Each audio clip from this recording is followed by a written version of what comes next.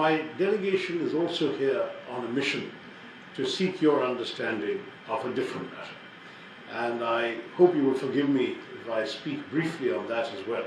And then I will ask my colleagues to introduce themselves. So you see the range and diversity of political opinion that has come to Panama to convey this message. We have a 7-member delegation which covers 5 political parties and represents all parts of the country. And what we are trying to do is to go to a few countries in this region. The Prime Minister has sent smaller delegations to other regions as well. The idea is to explain to you our perspective on the recent events in our country and to seek your understanding for not just what we did, but what stand we have taken and the very helpful role that you have played in the Security Council. And we certainly hope that your instructions to your ambassador will continue to be to show understanding for India's position. We know that Panama, indeed the President of the National Assembly said this already, has consistently stood against terrorism. Terrorism should not be a resort of attempting to address international disputes. If there are problems, there are other ways of dealing with them. Sending terrorists across the border is simply unacceptable, and that should be made clear. We should go after the perpetrators, the killers ourselves, and we will do so. But those who give them safe haven, those who protect them, finance them, train them, arm them, dispatch them and guide them, they should also be held accountable. And increasingly, it seems to me, it will become inescapable for us to face this particular aspect of the challenge. And we certainly would like to seek your understanding. Good morning, sir. As my leader, Shashi Tharoor explained everything. Although we have supported our cause, and no world will encourage this terrorism activities, extremist activities, and we are suffering since long these things. And so many times we had meetings and agreements with the Pakistan, but he just take U-turn from what it has been decided. And again he is doing the same thing in different parts of the area. Sometimes in Bombay, sometimes here, there. And this has been very, very sad for us. So we have decided, the government decided, the Modi government decided, we had a all-party meetings across the political affiliation to tackle these things very deeply, very strongly. And we are, even after differences, we have supported the government to take external action as much as they can. And the government did it. And we did not kill any civilians. He will explain everything. But only pinpointed the culprits. And then our forces came back. And we have warned them, if they will do these things again and again, they have to see the same consequences. This we wanted to come here. And there are 7 delegations all over the country going on in different parts of the world and explain these things. Thank you very much.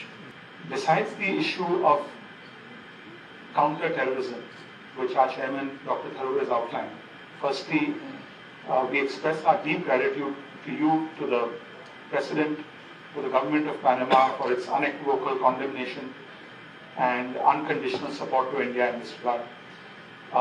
From an economic point of view, if I may add 1 or 2 suggestions, the point about utilizing Panama to reach out through Mercosur to the Latin American markets in the areas of pharmaceuticals, in the areas of education is a very, very important point. That's certainly something we will take home. 2 areas which I would like to speak about on behalf of Mumbai, and one is of course the maritime opportunity. When I came here in 2013 as a shipping minister, and I signed an agreement with my counterpart to share more information between India and Panama, because a lot of our ships are flagged in Panama, and we're also proud that one of the largest number of seafarers that pass through the Panama Canal are of Indian origin. But what's also interesting is that India has come of age in the last 10 or 12 years, especially when it comes to port management. And for the first time, we can confidently say that we have at least, I would say, 2 to 3 homegrown Indian global multinational port and terminal operator companies that are operating not just in India but around the world. And I see no reason why they would not be interested in investing in maritime opportunities all the way from a terminal to other downstream operations in Panama. That's also an interesting message that perhaps we can take home and facilitate the dialogue between Panama and India. The fourth business opportunity, which I think is of great significance, is our film industry and our entertainment industry is the largest creative services industry in the world. And the industry is increasingly looking at foreign destinations to produce these films, where production sets are overseas. And if the Panamanian government has some form of incentives, rebates, we'd be happy to take that back to the industry, where they could potentially use Panama as a region to produce and make these films, especially when it involves the beautiful scenery. We have a special law, I will give it to you, Ambassador. Fantastic. With incentive. We'd be very happy to take that back to the industry. Thank you once again. Thank you, Mr. Minister, and your entire leadership here for giving us the time this morning. You've already heard our delegation leader explaining in some detail about the reason why we are here. I just merely wish to add, and before that I want to just mention to you that I have a 36 years of diplomatic experience, and last I was ambassador to the United States. Main aspect which I wanted to just add to you is that as far as the leadership in India is concerned, the reaction, the entire response has been very mature. It's thought out, and I think terrorism is an issue which has global implications, and it touches us in a different way, and therefore Panama, being a Security Council member, needs to take a very serious view of that. On the second aspect, it's also connected, especially most of us countries are now focusing on the economic regeneration, and my colleague here has pointed out some of the areas in which there is a lot of scope between the private sector in your country and private sector in India collaborating together for development.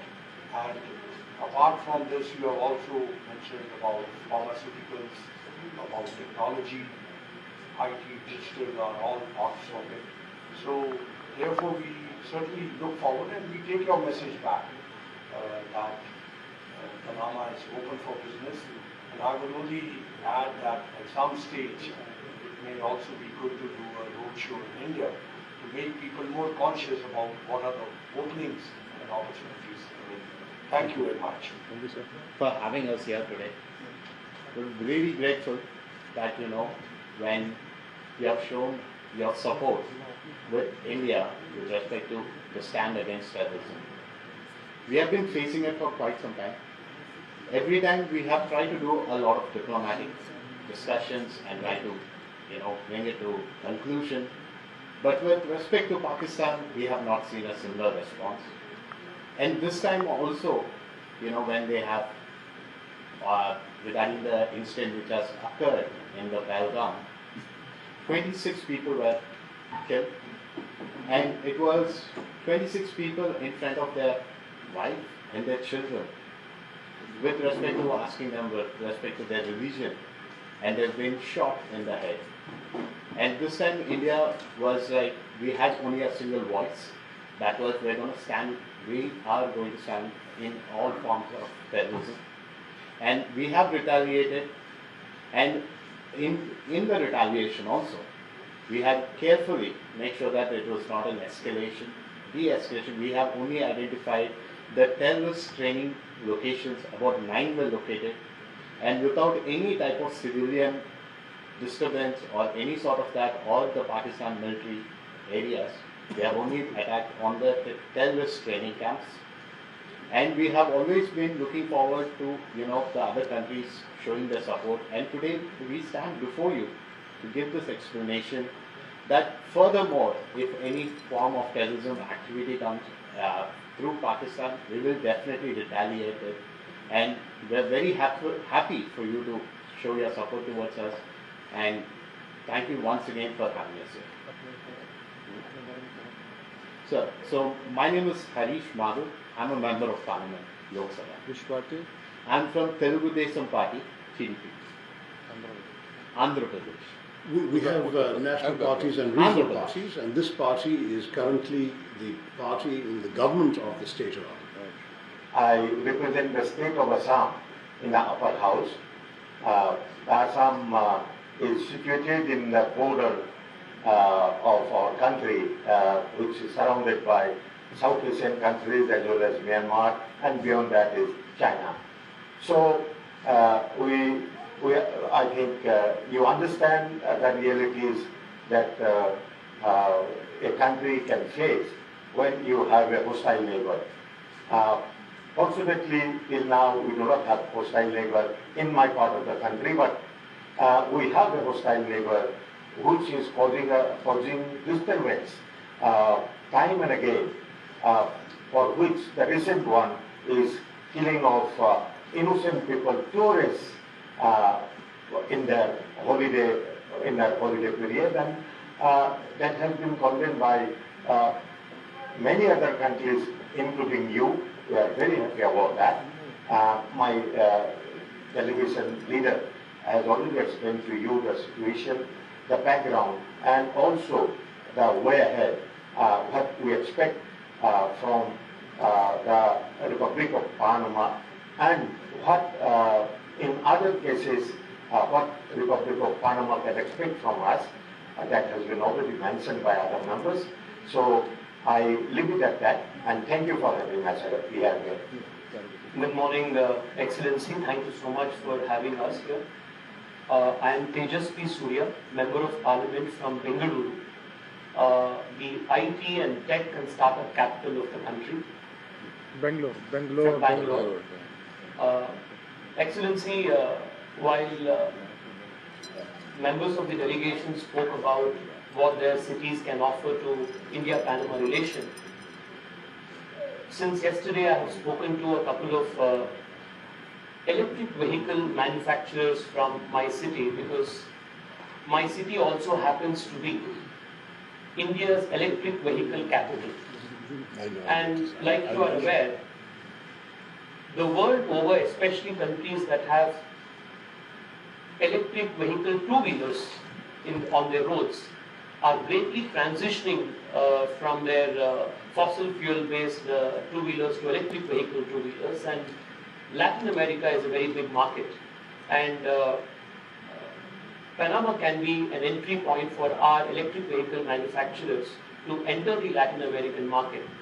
I am told today, when I sounded with a couple of them, that they're already doing some trials in Colombia, and they have shown interest to explore the opportunities that Panama can offer.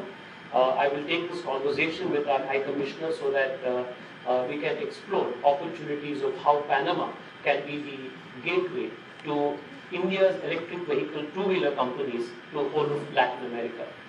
Excellency, if you would permit me one more minute, while we are all concerned and focused on taking our economic relationship much forward and strengthen it, we are, however, constrained to also bring to your notice the inevitable outcome, the impact of Pakistan-based terrorism, not just for our immediate geography, but for the whole world.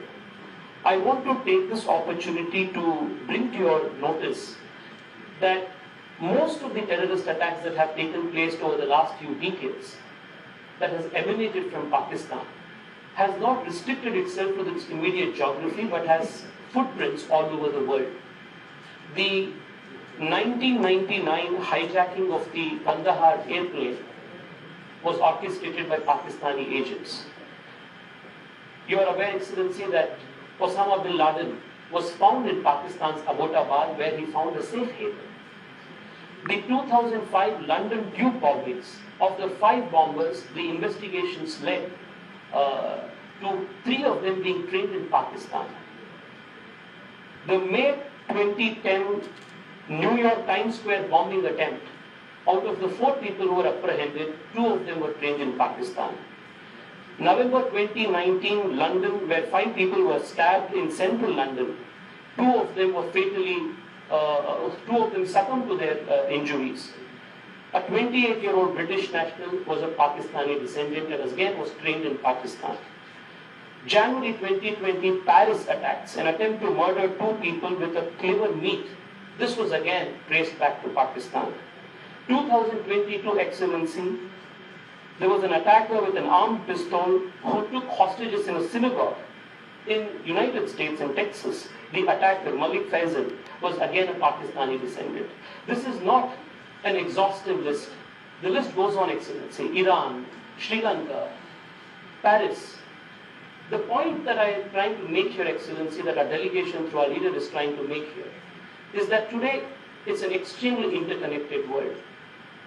And one nation's inaction against terrorism cannot be, or rather will be, a threat for all nations around the world. Panama today holds a very important position in the UN Security Council. We urge you humbly to please take cognizance of this very important fact about Pakistani terrorism as a global threat and support India's case. Thank you so much, Excellency.